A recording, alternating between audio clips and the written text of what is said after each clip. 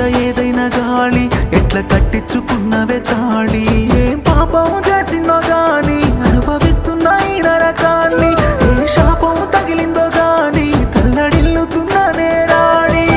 ఆగబట్టలేని శోకాన్ని అంటగట్టినవే దొరసాని అనగబట్టలేని మునగాన్ని తొక్కి పెట్టినవే దొరసాని